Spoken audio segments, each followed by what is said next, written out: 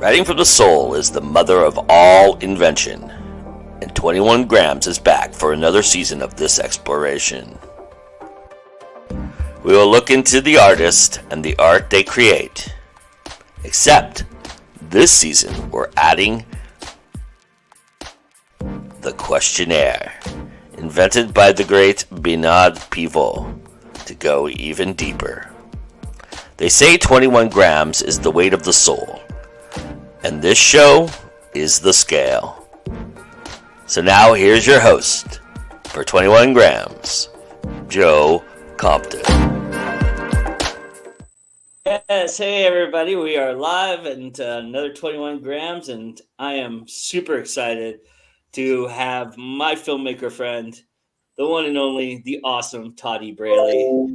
Todd, it's so nice to have you here. Thank you so much for being here. I appreciate it, man. Well, it's always great to talk to you, Joe, and I'm excited. It's been a while since I've done anything with you, so I'm always anxious to sit down and talk. Nice. I always like to start off by affording everybody the opportunity who comes on the show to give us a little bit about yourself. So tell everybody who you are and what you do. Well, my name is Todd Braley, or Todd E Braley, as we like to throw out there once in a while.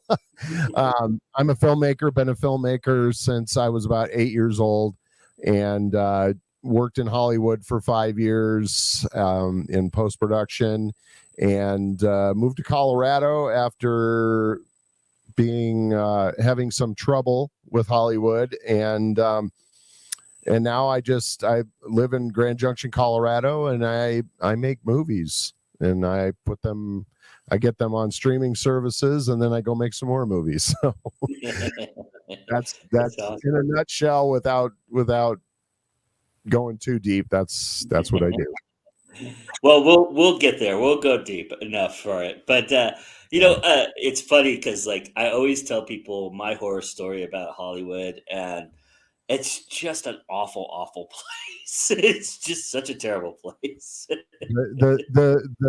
The fact that you see so many people that want to try and get into Hollywood, I just don't think they realize the hell that they are in for. I mean, as maybe a crew member, I would say, if you were doing, as a production assistant or a grip or a gaffer, best boy, any of that stuff, that isn't so bad. It's when you're digging in as a producer, or you're digging in as a director or an actor. Actor is the absolute worst situation to be in. And having worked and seen how things run, when everybody else is going, oh, I'm going to move to LA and I'm going to do this, this, and this. I'm like, yeah, good luck with that, pal, because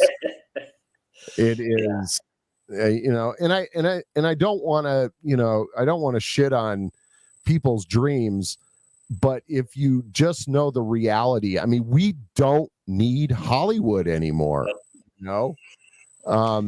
Yeah, you can do a movie anywhere. You can do it off of your phone nowadays. Yeah.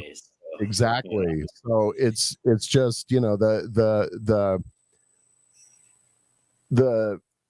situation that I had, because I wouldn't rat somebody out, I couldn't get a job anywhere. Because after, when they were like, well, you'll get to keep your job if you just tell us who this person was that did this thing. And I refused. I'm like I'm not going to rat my friend out so I could keep my job. Really? Somebody else did something. I'm supposed to rat them out, or I'm going to lose my job. Fire me. And that's what they did. The only problem was when they fired me, my boss called up all the other post houses and said, if Todd Braley comes by, don't hire him. Yeah. And so I got that mother of all screwings, the blacklist. Yeah. And Yeah. Yeah. It's terrible. And you have to work for the right people. You can't. I mean, working for the wrong people is going to get you just as shit on as Yep. working for somebody big. I mean, you can't ruffle any feathers if you're working with somebody big. It's yeah. There's a lot to it that is just a cesspool of Yeah. horribleness. Yeah. And, unless, and, as people could take this however they want to take it, but with the mentality of some of the younger people these days, or not mentality, but their lack of guts, I guess, or lack of, or getting their feelings hurt really easy, you will not survive at all. So it's just kind of one of those things that, if you're going to do this, you better be ready to take the knocks that are coming to you, because it is a hellacious place to work. And I just, I don't wish that. I wouldn't wish that on anybody. To me, it's like, if you want to be a working actor, a working director, or anything like that, do your own thing, because once you get over there, they all tell you what to do. You don't get to make decisions. I was lucky enough to have a conversation, an hour-long plus conversation with John Milius. Nice. He was, they were doing post-production at this place I worked at called Hollywood Digital, off of Sunset. And, we were doing post-production on his movie, The Rough Riders.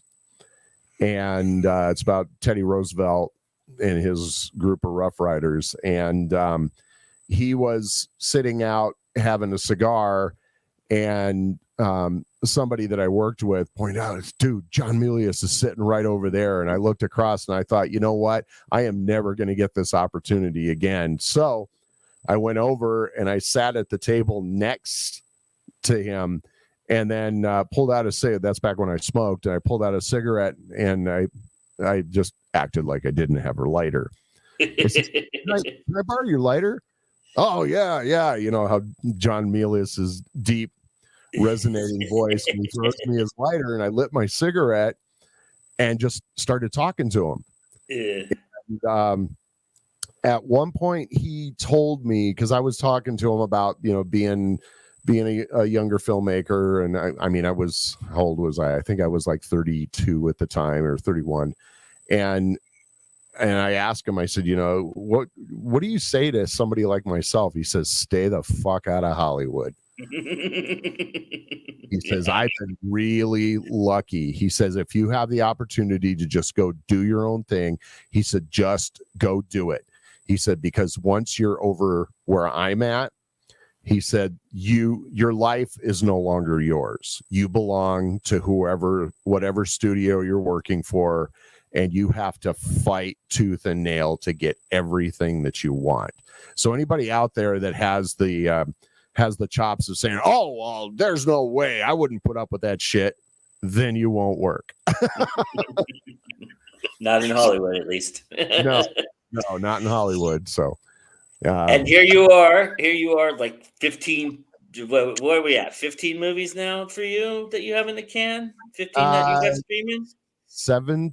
17? Yeah. I mean, if you want to count super short films and about 15. Is that what you got down here at the bottom of the screen? Yeah, about that. I think so. Yeah. Well, I guess I have some of them covered too. Yeah, I'm actually I keep forgetting Psychotic Breakdown has 4 of my movies in it. So but anyway, yeah, that's where I'm at. I just keep coming up with ideas and getting them out there, and since this wonderful invention, and bow down to the dudes over at Film Hub for coming up with this this way for those of us who don't have the opportunity to get somebody to just. I'm not a huge distributor fan. I've had a couple of bad situations with a couple of the distributors that I've used, and I'm thinking to myself, they're taking money. They're not even advertising your movie. Distributors these days don't, when somebody says, "Oh, I got to get that distribution deal," dude. No, because it's literally then no different than working for the Hollywood guys. Yep.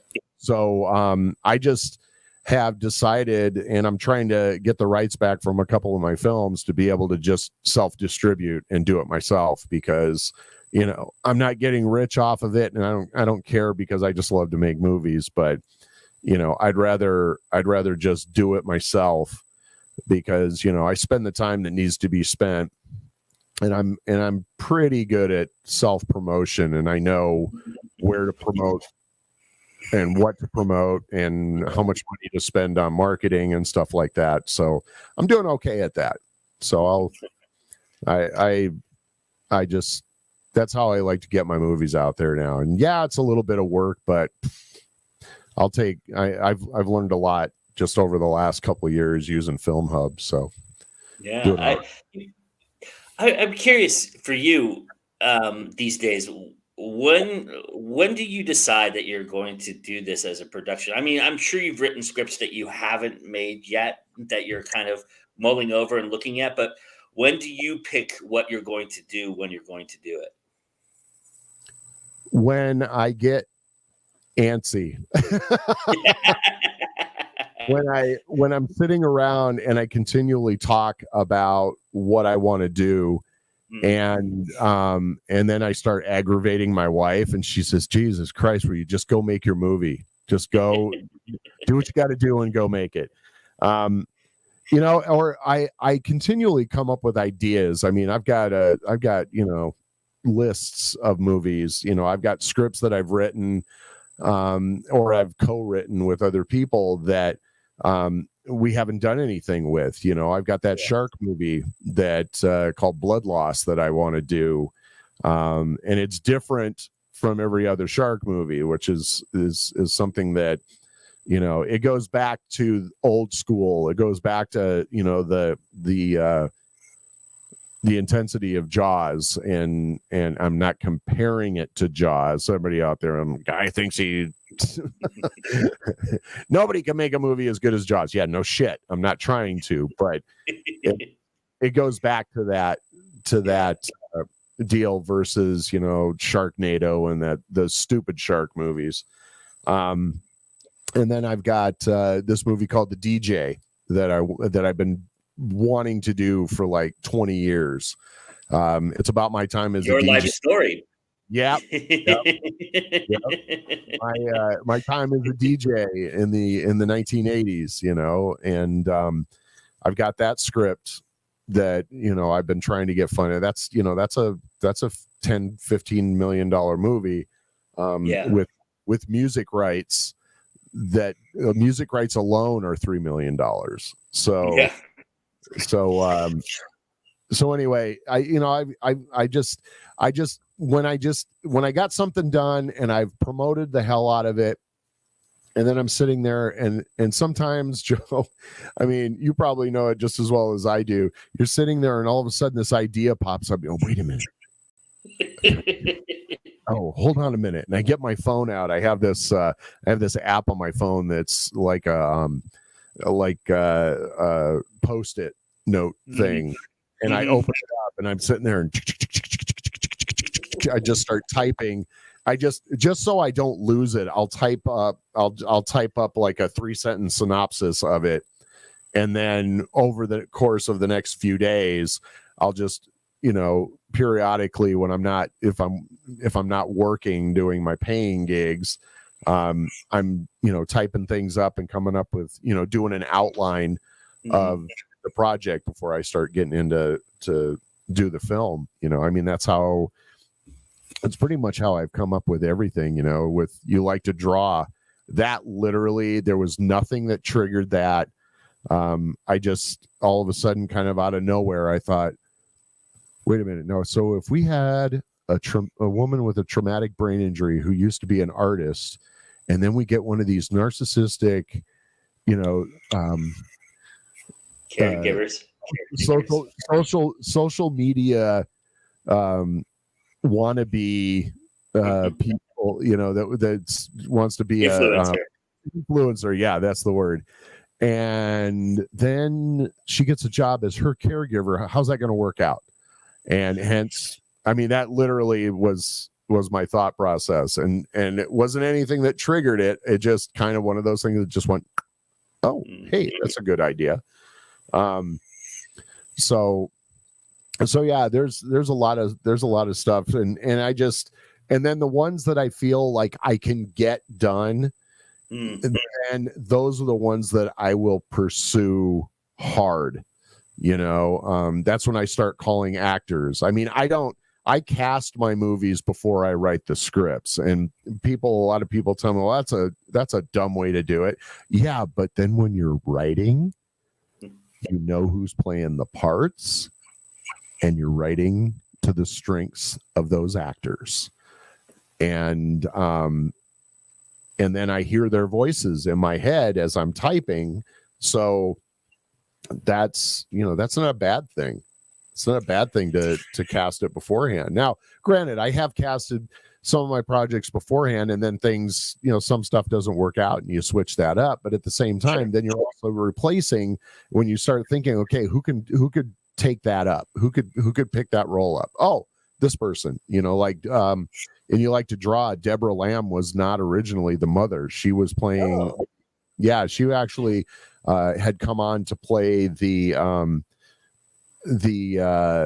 therapist that Ellen was going to, and we had I had 3 actors, because it was right around the illustrious 2020 COVID nonsense, and I had 3 actors bail out on me a month before we were supposed to shoot because of their fears. And so I was like, okay, well, here we go. So, and I asked Deborah, I said, hey, and the reason I asked Deborah to play the mom was because there was a time that we were doing a rehearsal, and I would do rehearsals via Zoom just because it was easier, and it was winter time at that point. So it was just going to be easier to, instead of trying to drag everybody out of their house, their warm houses, I just did that. And the actress that originally was playing the mom had to work. Either something was going on that night that she couldn't get on. And so I just asked Deborah, I said, do me a favor, read the mom while we're doing this. And so she read it. And then after we got done with the rehearsal that night, my wife said to me, she goes, how come Deborah can't play the mom? She does it really well. And I said, yeah, but we got this going on. And then a couple of weeks later is when everybody decided, or those 3 actors decided that that they didn't want to be part of it. And then I just turned around and I said, hey, Deborah, do you want to play the mom? Yeah. So, yeah. And it worked out. I mean, she did a hell of a job. I have to imagine for you, happy accidents are a welcome relief sometimes. I mean, what people don't realize about making productions and doing it yourself, oftentimes you're doing a lot of the different hats and different jobs, and a lot of things don't always go correctly. I mean, even probably now when you're into your 18th film, you're probably still dealing with stuff that doesn't go right all the time. So I have to imagine that when a happy accident like that comes along, you're like, okay, this is a sign, that this movie is going to, be something, right? Yeah. That actually happened to us in Silence, the feature length version.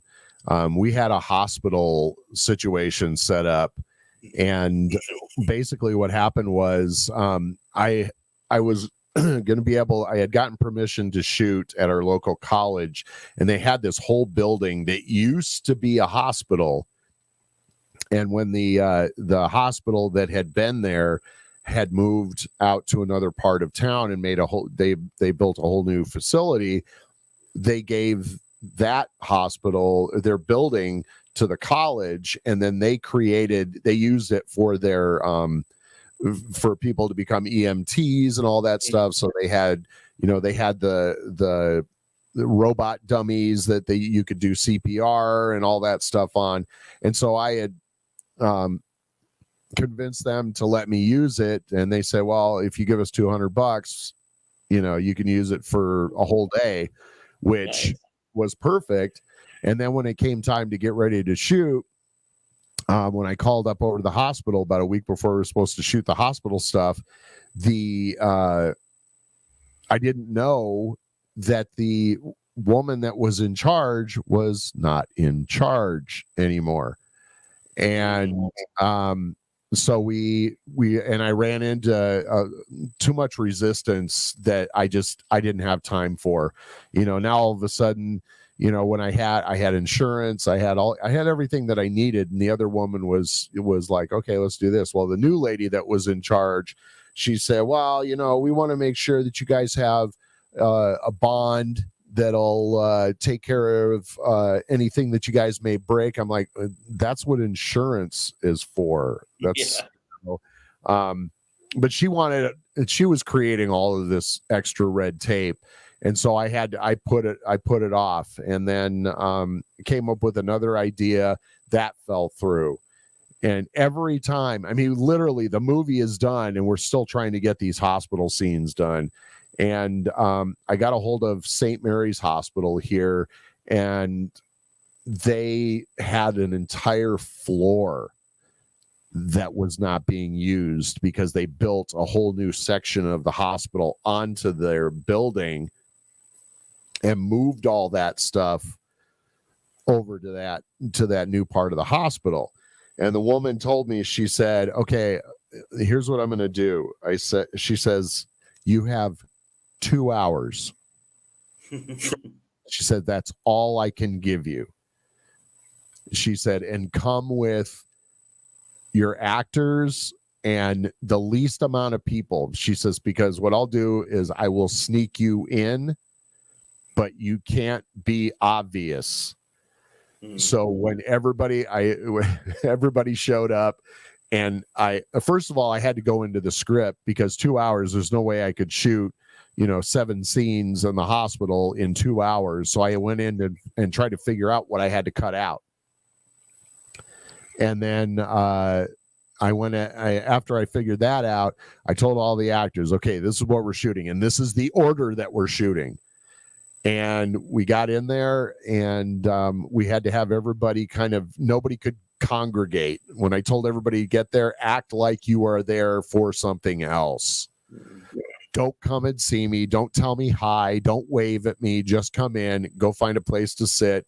When she comes out, when you see me following a staff member, then just kind of follow in behind me. Don't talk to each other, nothing. So we got in, we shot all the hospital scene. Well, then the other problem we had is the guy that was playing the dad, John Briner, as we're going in and getting ready to shoot this one of the scenes with him in it, he gets a call on his cell phone. His grandmother fell at a gas station and broke her arm or something, and she's in the hospital that we're in, and he's got to go. Wow. So I shot a couple of wide shots with him, and then sent him on his way. And from there, the scenes that you see him talking to the doctor are all green screen.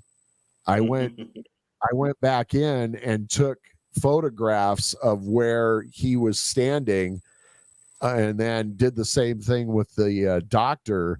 And then I just brought him in my kitchen, stood him underneath the fluorescent light, and green screened him in, because I mean, that was the only way to get that part of it done. But we got the rest of the stuff done, and and I'm actually glad that we did what we did in that hospital, because it looks a whole lot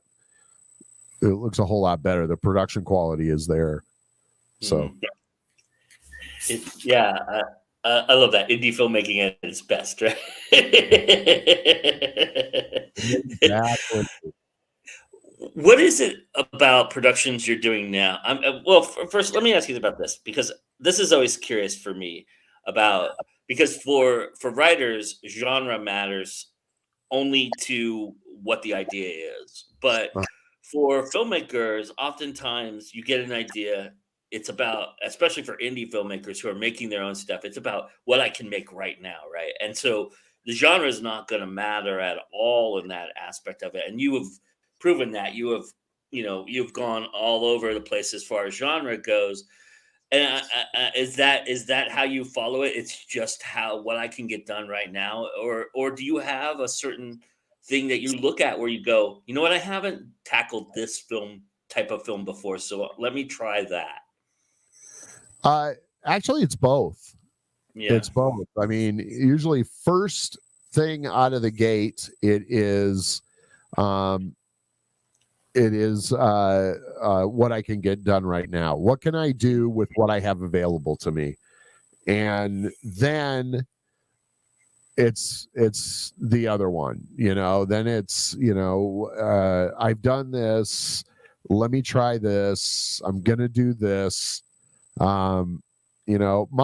It's funny because, everybody talks about how horror is like the money maker, but I'm not doing too bad with You Like to Draw, Yeah. and that's a drama, it's got a little bit of comedy in it, but the comedy relief comes, at times when you need it. And, and so, I don't know. I like making horror movies, but I don't like making splatter movies. I mean, you'll never get me to do a Terrifier. I don't know. Maybe it's my age, because I'm 58 years old now, going to be 59 in February. And, that I've never really liked that kind of horror. I always liked the stuff that was scary, stuff that you don't see, or the type of things that you have to your mind has to fill in the blanks, like the original Texas Chainsaw Massacre and stuff like that. So, I like doing the horror, but I also like doing the suspense. The comedy thing, a balls out comedy, I don't think I'll ever do, just because that's a whole nother level of Mel Brooks, so it's just kind of one of those. Comedy is hard. Comedy is not pretty, as Stephen Martin used to say.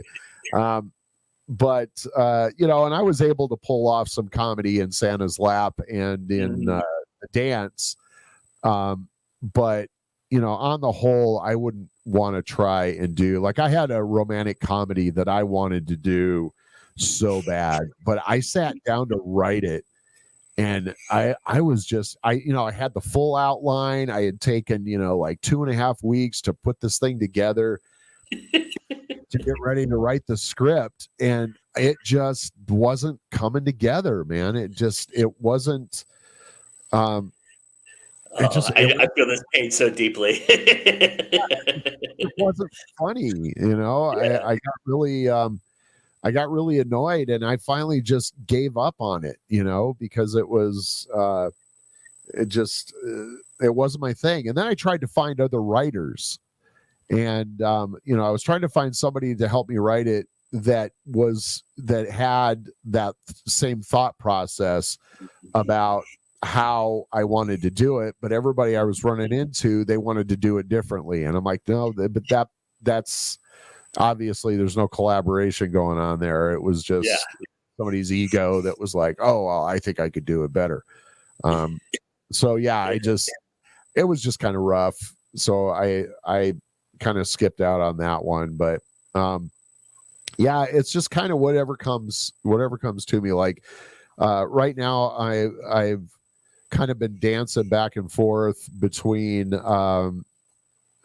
Shadows of the Night, which we thought we were going to have some big funding for, but I'm, because things keep getting pushed out and pushed out and pushed out, I'm kind of like, okay, well, I got a lot of people that I have to answer to on that one, between the people who gave us money on the Indiegogo, and then a couple other investors that brought us some pretty good money. And I don't want to just make the movie to make the movie. I had a couple of people within the Indiegogo that were getting pissed because I kept pushing the movie out. It's like, look, man, do you want a good movie, or are you just worried about your IMDb credit? Because I'm not just going to throw something together so you can have an IMDb credit. I want to put something out that is going to be Shadows of the Night is going to be a pretty scary movie. But I want it to be good. I don't want it I don't want it to be one of those that somebody looks at and goes, wow, boy, where did all of the money go? I mean, even without money, I feel that even if you don't have money, you need to put the effort into your camera shots, into your camera equipment, into your script, into character development.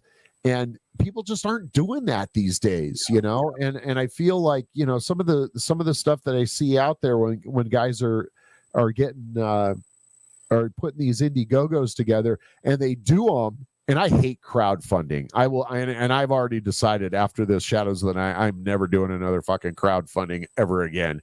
I'll just keep working for free, I just won't make the movie if I can't get the money for it. But it's just you look at the quality of the stuff that people put out with these Indiegogos. Like, they get their money and like, oh, we got to go make a movie. Let's go make the movie. And it's like, God, guys, slow the fuck down. It's take the time to make sure that what you're putting together is going to be good.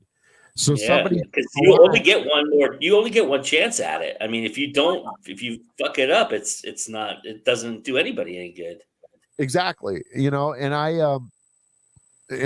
I've seen a ton of them just, in the last few months that I went, dude, you should have waited another month and just done a little bit of extra work.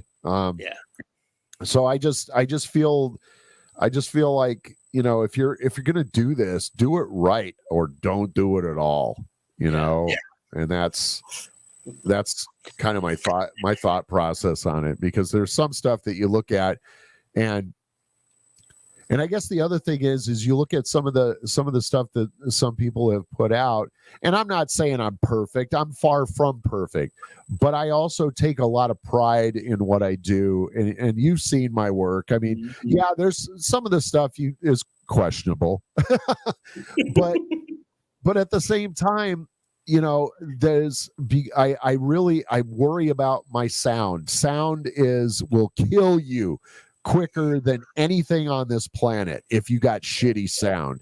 And I've seen more movies with shitty sound than I could shake a stick at. But for whatever reason, some people seem to be okay with these guys who make these movies that the quality of it is not great, the storyline isn't great, the acting is atrocious, but for some reason they're like the shit. And I'm over here going, okay. And I've seen it happen a lot. And I'm not, and to me, I'm not, somebody would say, well, it sounds like me like you're jealous. I'm not jealous. I'm just trying to figure out WTF over, So, I just want to make sure that when I put something together, that it's going to be something that people are going to watch. They're going to like the camera angle, so they're going to like that I spent the time on my shots. They're going to like that I spent some time on my dialogue, and and again, my dialogue's not perfect, but there's just so many aspects that I think about before I'm just going to run out and shoot something, because it's like Stanley Kubrick said, you take, when people talk about how long it took him to make movies, he said, you take all this time, months and months, sometimes years, prepping a project, and then you're going to go and try and rush through it in a week and a half or 2 weeks.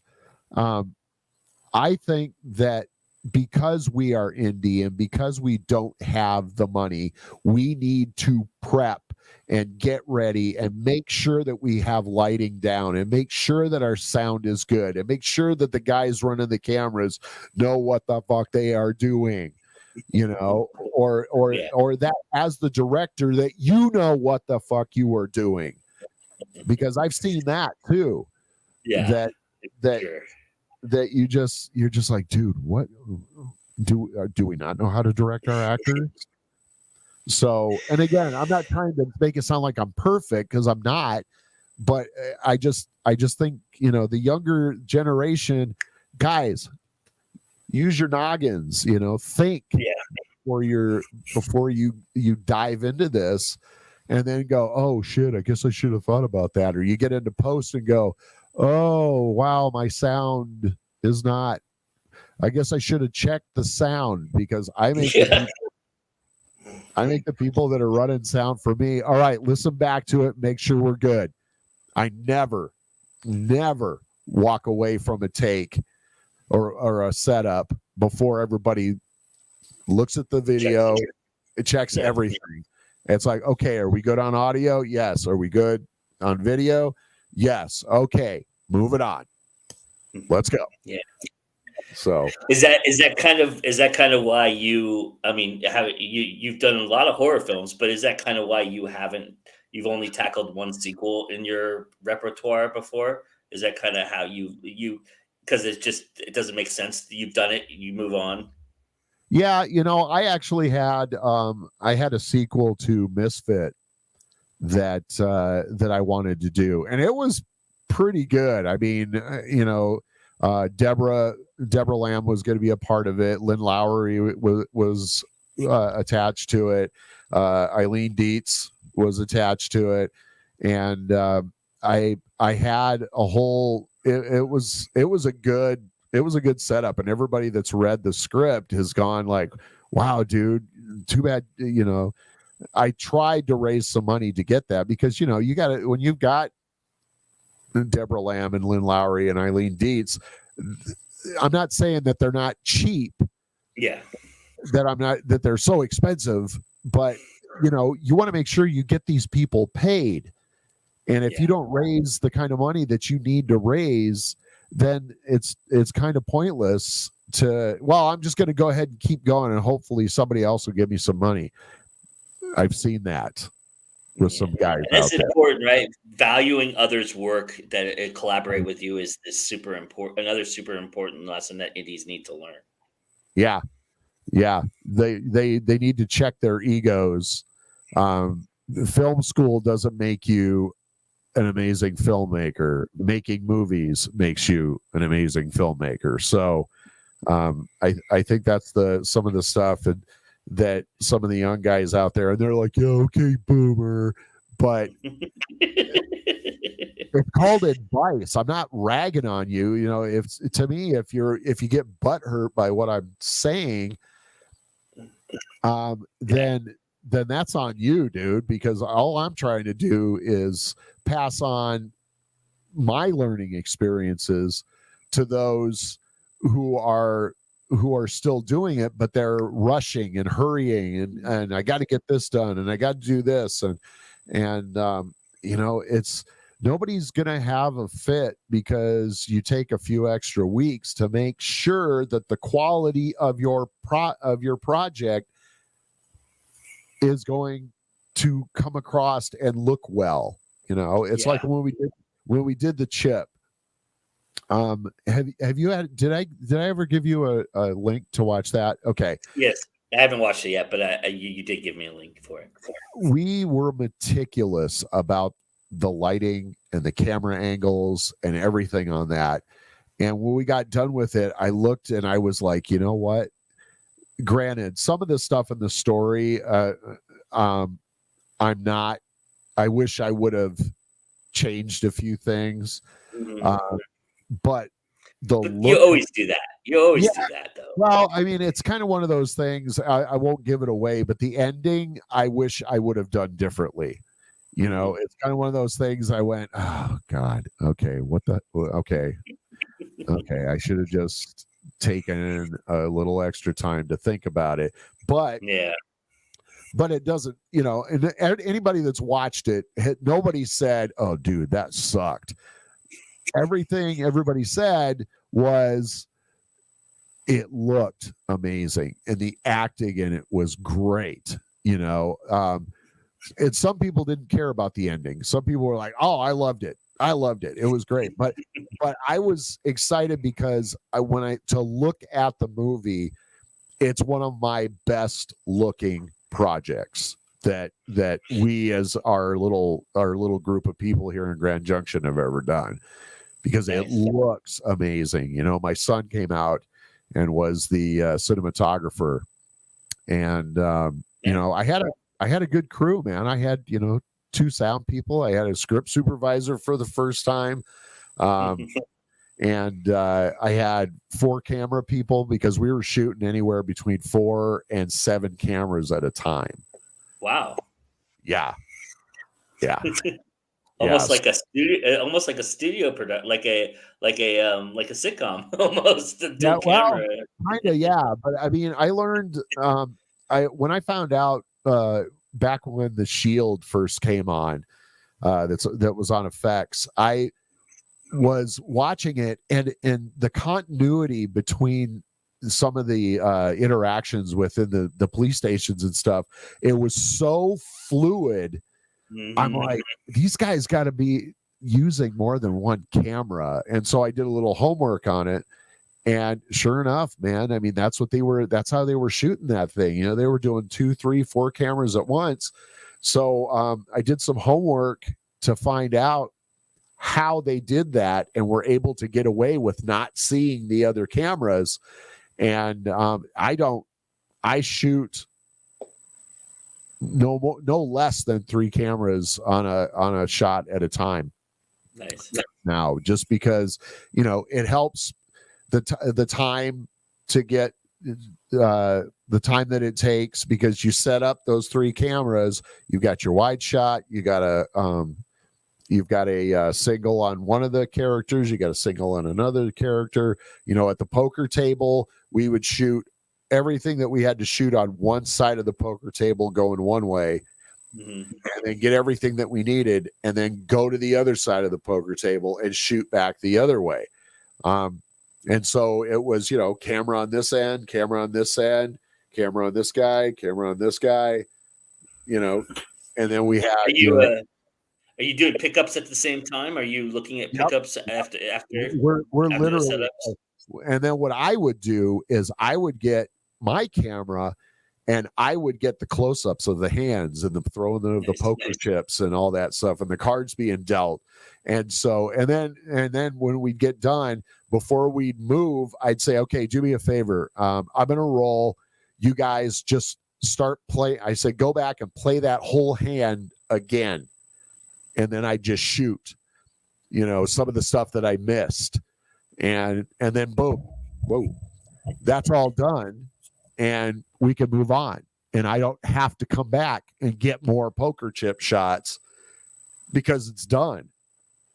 And we got it all done in one sitting. So I'm curious, what's it been like having your daughter kind of follow in your footsteps and work with her on projects? How that's a new wrinkle for you over the last few years. How's that been for you? What have you learned from her, and what have you enjoyed about that process with her? Well, I mean, my daughter Brienne, we're talking about Brienne, right? The clown. she actually has been doing stuff with me since she was about a year old. Okay. I put her in some TV commercial. You know what? Excuse me, just a second. Nobody look. Here, hold on. I'm gonna go away. No, I guess that here. I'm gonna make myself disappear for a minute.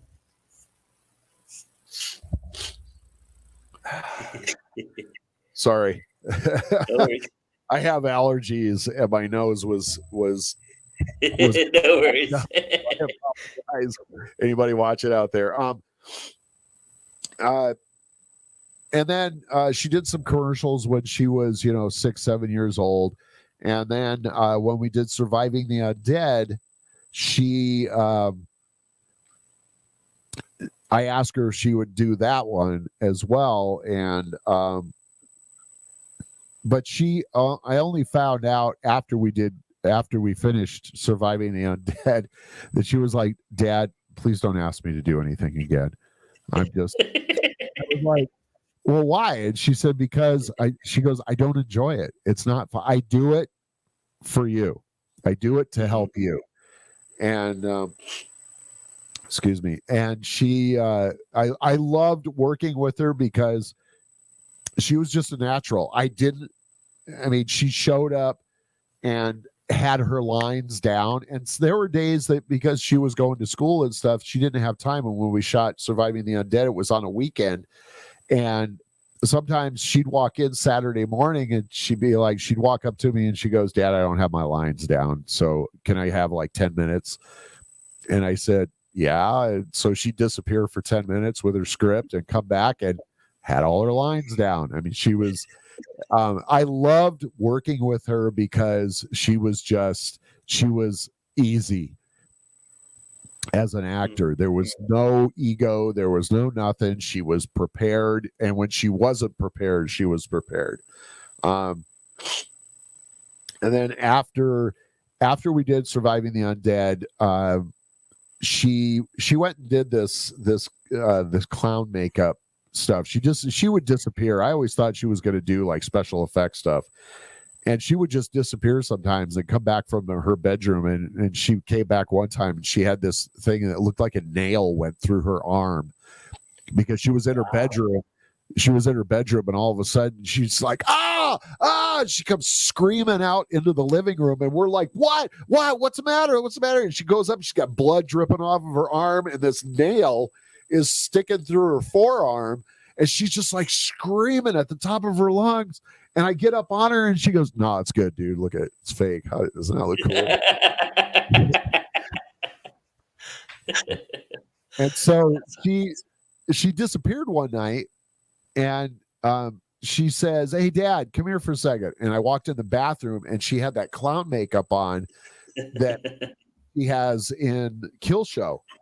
Yeah. And I looked and I went, oh, God. I said, can I get my camera? I said, we got to do a photo shoot. So we ran around the house that night for like an hour doing a photo shoot. And I said, oh, man, we could do a movie with it. And she looked at me and she goes, I'm not doing no movies, Dad. You got your photos. You're good. Move on. And so a week or two later, I pick her up at school. And she gets in the car and she is like pissed off. Something happened at school. She gets on the door. She slams the door. And she looks at me and she goes, if you have any movies that has a serial killer in it, she goes, I will do it. And I go, well, as a matter of fact, remember that clown makeup you did a couple of weeks ago? And so between the time I picked her up at school and we got home in the driveway, we came up with the idea for Kill Show. And but that was kind of the last thing she did after we did that, because there was a lot of stuff that we did on that, and there was a lot of makeup stuff, and she pretty much retired from acting at that point. But now I'm working with my son, who has a video production company in California, but we also have collaborated on doing stuff. I went there and helped him shoot a couple of music videos, and he came out here and was the cinematographer for The Chip, and going to be working with us on Shadows of the Night. And then the Where Do We Go From Here is going to be one of those projects, because that's going to be a stupid small crew. I mean, that's going to be probably a crew of like 5 or 6 people at the most, and then that includes myself and my kid, Jaden, and we're gonna kind of shoot that documentary style. So we've already shot some of the footage for it. So because I'm trying to, it's kind of a pseudo faith-based film about this young couple who has a relationship that is, they've only been married 3 years and their relationship is already on the rocks, and because of an illness that the wife comes down with, they decide to take this road trip and try to rekindle their relationship and their love for each other and everything. And that's going to be, we're going to shoot everything that we could shoot here in Grand Junction for the first half of the film. And then the second half of the film, we're getting in the car and we're actually going on a road trip. We're going to go to Moab, Utah. Then we're going to go to Devil's Tower in South Dakota. Then we're going to go to Yellowstone Park over in Wyoming. And then we're going to go to the Snake River Canyon in Idaho. And then our last stop is going to be Bodega Bay in California. So, but it's just going to be, I'm going to hire actors at the locations that we go to shoot. So when we go to Moab, I'm just going to hire some actors from Moab to fill in the scenes for that. And then we go to Devil's Tower, I'm going to hire them from South Dakota. Then that way I don't have to drag anybody. It's just going to be me, Jaden, and the 2 actors, Alexandria and Kazuo. And that's all we're going to do. And that's going to be super easy that way. I love that you just keep going and you keep going and you're doing it and you figured out a way to just keep doing it. I am curious, to kind of wrap this up before we get into the questionnaire a little bit.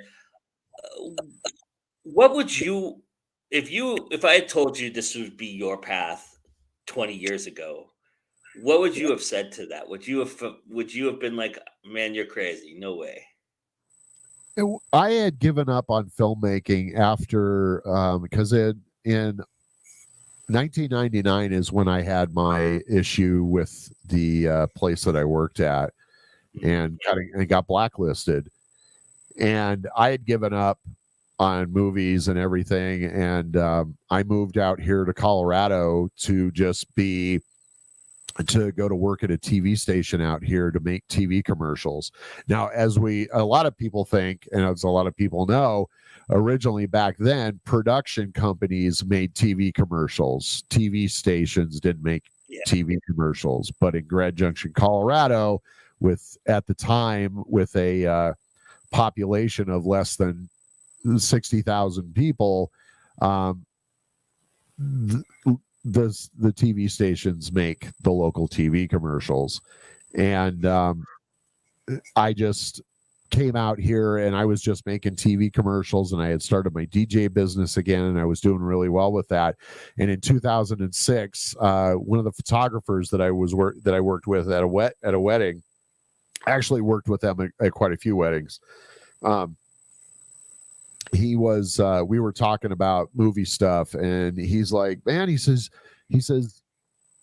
you should try making movies again, man. And I'm like, nah, I'm good, man. I've already been there, done that. And he says, no, dude, he says, you got to have like one idea that we might be able to pull off. And a movie that is really, I don't throw out there too much. And that could be an episode in itself for your podcast to talk about, but it's a movie I did called China White. And I wrote this thing many, many moons ago. And basically it's a police drama along the lines of Heat is where I came up with the idea for it. And I'm not comparing it to Heat in any way, shape, or form. But that's kind of where I got the idea from.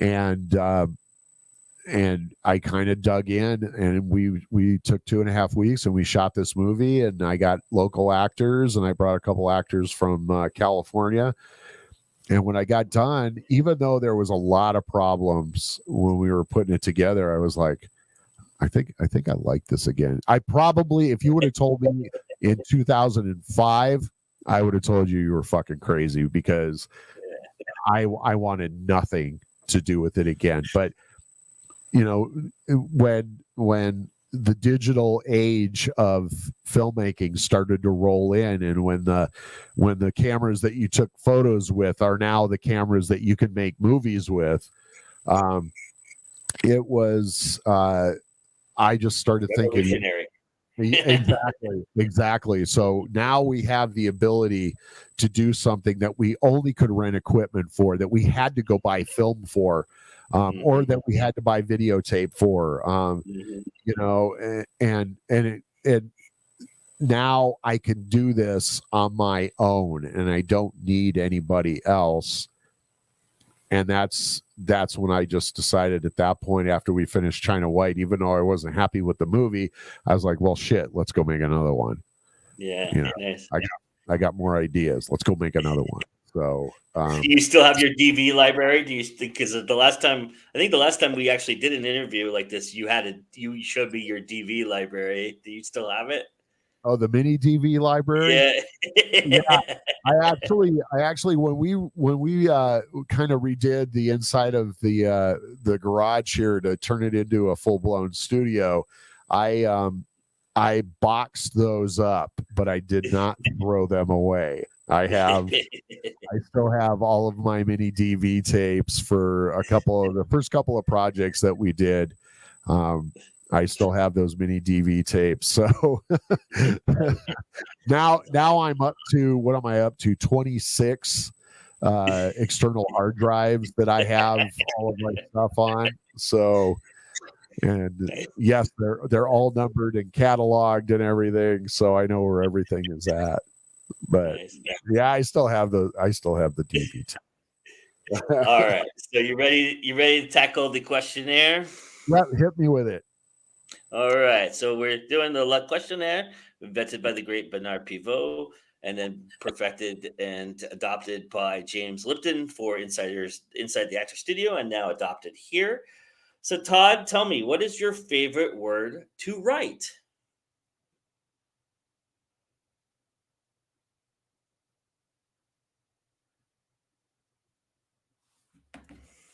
Uh-oh.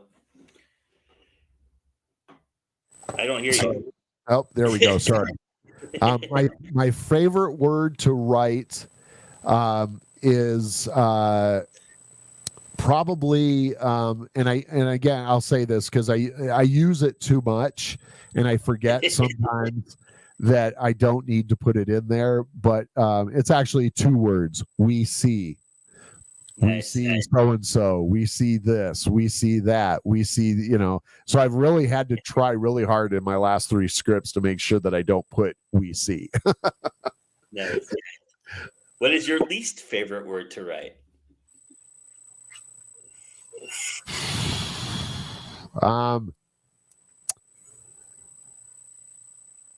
I don't type like a normal person.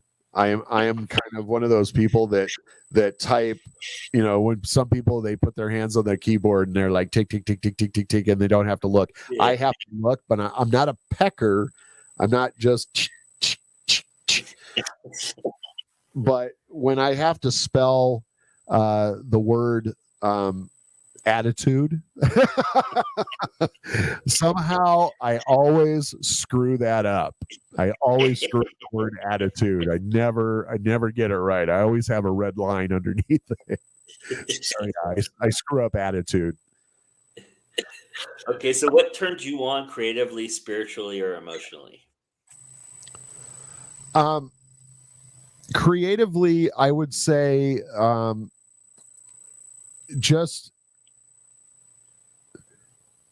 being able to see something that you took a lot of time that you wrote, and watching actors deliver your lines, and that is something that for me creatively, it's like you just see that, you God, I wrote that.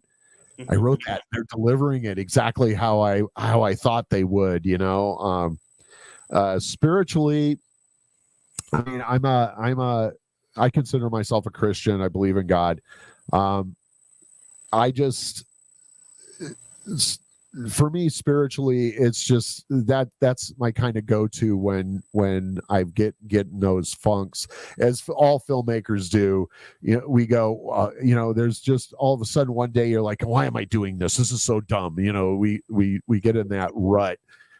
And then the next day, you grow up and put your big boy panties on and come back and go, okay, well, I do a little praying and then everything is good.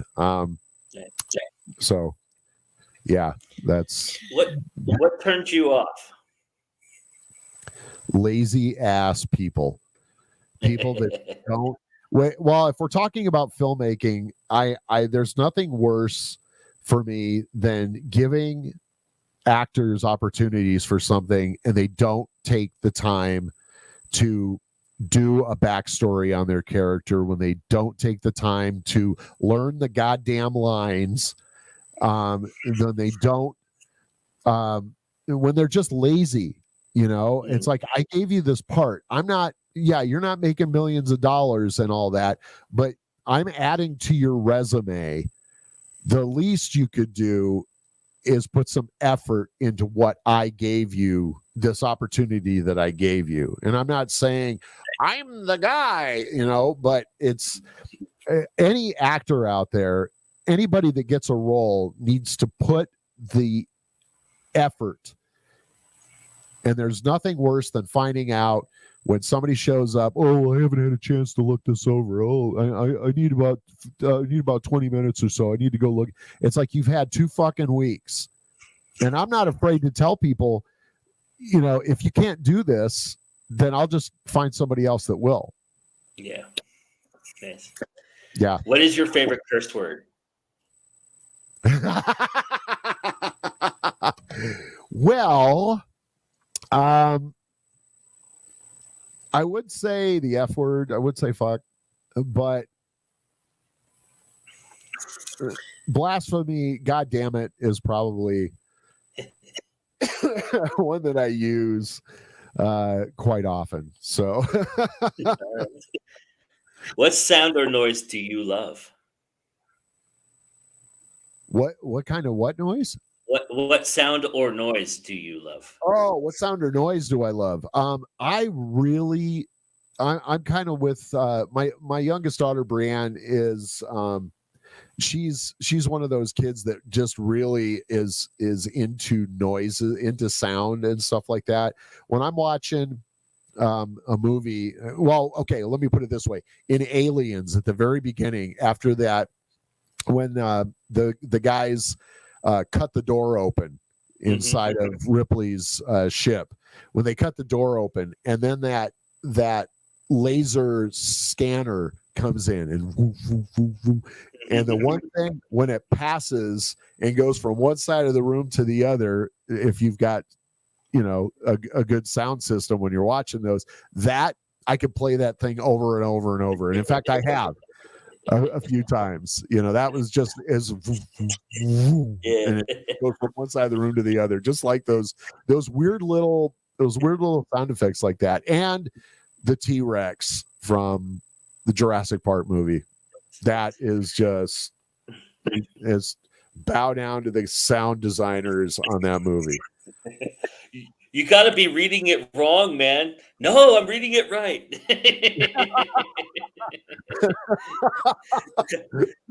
Okay. What sound or noise do you dislike? Yeah. What sound or noise do you dislike? Nails on a chalkboard. All right. Nails on a chalkboard are just absolutely, I mean, anytime I watch Jaws, when Quint runs his fingernails down that chalkboard, I just cringe. Just one of those things. Some people are okay with it. Also, if somebody's chewing on, and you people out there that do this shit, chewing on aluminum foil. Ew. Okay. It can't be good for you. Oh, gross. Yeah. Stop that. So, what artistry other than what you have already tried to do would you love to try to do? I've done a lot of stuff. I mean, I obviously I edit. I've learned to do sound design myself. Mhm. But I think the one thing that I found out, because with this Where Do We Go From Here movie, I actually was able to acquire the rights to remake Cinderella's Coming Home, the rock band, That's the awesome. 80s rock band Yeah. Cinderella. And I actually had an idea for this movie for that song. And I got a hold of my son Jaden, and I said, hey, do you know, out of the singers that I said, I have this idea of doing a remake of this song. And I said, and I want it kind of pseudo Billie Eilish, but like piano with nothing else, just Cool. and piano that is like, just one key, boom, boom, boom. And so after Jay found somebody to help with that, and after I got done, I'm like, I just produced a song. I just, as a music, kind of almost a music producer. Now I don't claim to be Desmond Child or anything like that, but that's probably one thing that I think I would like to take a shot at is helping somebody produce an album, a music album, because I have a good ear for music, and when that song was done, I'll send it to you that you can All right. listen to it. Cool. But everybody that's listened to it is like, dude, that is crazy good, and it's haunting, and so yeah, that's the one thing I want to do. Okay, so what artistry would you never do? I don't think. I mean, I've done a lot of stuff. I growing up, I was an artist. I drew and I painted. I don't know, man. I've done so much that artistically, I don't know that. I wish I would have learned to play the guitar better. But I just don't. I don't know. I've done so much that I'm kind of okay with everything that I've learned. So I don't know. That answer your question? Yeah, that's fine. No, it's totally fine. Okay. So I don't have to ask the if part of this because you're a Christian, so you do believe this. So Right. when you get to heaven, what would you like God's first words to you to be? Good job. Nice. That's just kind of one of those things, I did okay. I was what was it? Who was that? Bobcat Goldthwait, in one of his early stand-up deals, he talks about God, and he says, I can see it when you get up to heaven, and God just comes there, and and some people say that God is like this thunderous, oh, you did all these bad things. He says, but I see God as like your dad, comes up, puts you in a headlock, and goes, yeah, come here, you fucker. Yeah, you did something wrong. Yeah, you kind of screwed up, but I still love you. Nice. So that's awesome. Yeah. Well, certainly good job here tonight. Thank you so much for this opportunity to speak to you and pick your brain for an hour and talk to you about all the things you're doing. Keep up the good work, because you are doing the good work out there, my friend. And Awesome. I really appreciate this opportunity to talk to you about it. So thank you so much. Well, and I appreciate you, Joe, really putting the time in that you do, because I know you're constantly on things, dude. And I just have a lot of respect for how much you put in for the rest of us, and the time that you put in, and the time that you spend on stuff. I mean, I'm never not impressed with anything that you do. So as a filmmaker who's appreciative, just keep doing what you're doing, and when you're ready to make a movie, All right. So where can people see some of your films at? Where can you point them to if people wanted to go see what you've got out there right now? Well, right now you can watch my documentary Jaws Fanatics. You can watch the Psychotic Breakdown anthology. You can watch Misfit. You can watch You Like to Draw. Let me see. Did I get that one? Two, three. Silence. 4 and Silence. 5. Yeah. So I have 5 movies on Tubi that you can watch. And then there's this really cool indie. It's free. It's called Spark TV. If you go to sparktv.com, we have in the search, if you just put my name, I have several other short films on there that you can watch. So those are the 2 places that you can pretty much find everything. And then I'm also gearing up to to do a deal with the Nightmare Toy Company in Las Vegas. And we're working on some stuff right now that they want to have some of my horror movies for sale at their place. So Nice. So we're working on that right now. And I've just got a case of Blu-ray cases and the shrink wrap material and everything. So you're going to be able to buy that physical media. And if you want physical media of any of my stuff, if you see it, just contact me on Facebook, and I'll be more than happy to because I make them to order when it comes to people just ordering from me. So give me a call. I'll get you a copy put together, and I'll send it off to you. So. Awesome. All right, everybody, that's our show. Thank you so much for joining us. And remember that it's always time to go indie now, and we'll see you again soon. Bye, everybody.